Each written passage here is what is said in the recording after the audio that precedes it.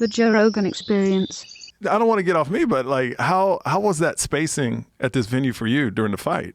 Because it sounded like y'all were next to each other, and then I heard like in a story y'all were separated. We were about as far as Jamie is about as far as John Anik was, and then DC was like a little further than that because there was a separation. There was a like the octagon post, and so for him to get a better angle, he couldn't be sitting right in front of the post. So they moved his table like another. He was probably 15, 20 feet from me, somewhere around that. Were range. people? Do you was feel weird. that? I feel like fighters are tough, and I feel like the audience is tough too, and the people associated with it is tough. Did they move around freely, or was it really like, oh, I need to stay away from you? Well, Or? here's the deal. Everyone was tested. Everyone. In fact, one guy tested positive. He was asymptomatic, Jacare Souza, who was on the card. Yep. And he had an inkling that he might test positive because he had a family member that had it. And he was super healthy, ready to fight, but had it in his system.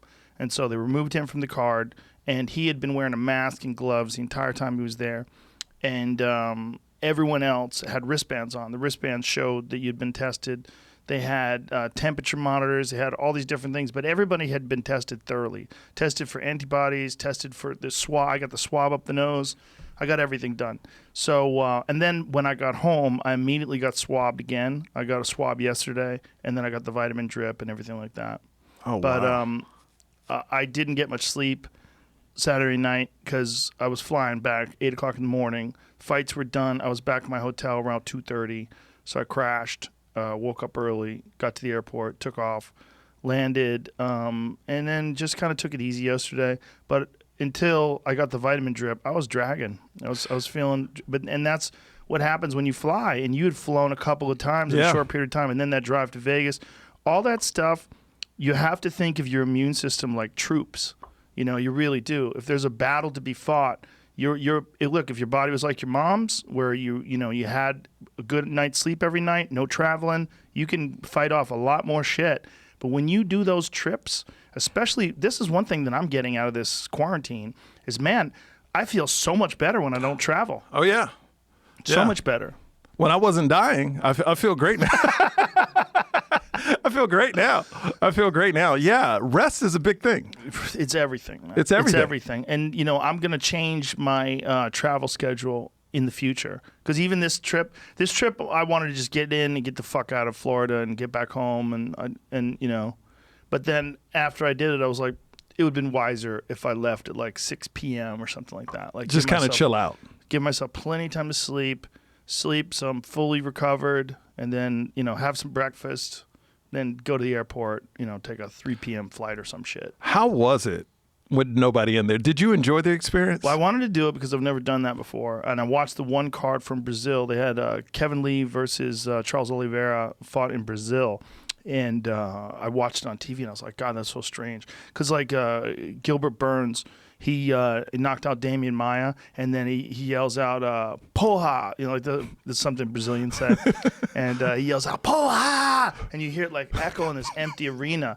And while I was watching, I'm like, that's so strange. He's screaming, and there's no one there. There's no audience reaction. I'm like, wow. So I decided I gotta do one. So when Dana White asked me if I wanted to do it, I was like, yeah, I want to do one. I definitely want to do one. Do you feel like the fighters were listening to y'all? They 100% were. They made adjustments because of things that DC said. So Cormier, we're all right next to each other. So y'all were that close? Oh, yeah. We're at the octagon. Okay. We're still at the octagon. We're right in front of the octagon. Okay. Like I could reach up and touch the octagon. So it's actually a little bit further than we usually are, but still. Empty Close arena, enough. like where that wall is. That's where the octagon is. Pretty close. And DC's giving them points. He's like pointers. He's saying, he's got to check those leg kicks, and like, you see guys making adjustments. Like he was talking about Carlos Esparza, and Carlos Esparza backstage gave DC credit for like what the advice that he was saying in the commentary was the adjustments that she'd made. That's great. Yeah, it was weird, I loved watching, I watched the prelims, but I loved it because you could hear everything. Because normally it's so loud. Yeah. But when somebody hits somebody, it's in the face, you could hear it, but especially to the body. Yeah. Oh my, it was like a thump. Yeah. And then you hear the other person. Yeah.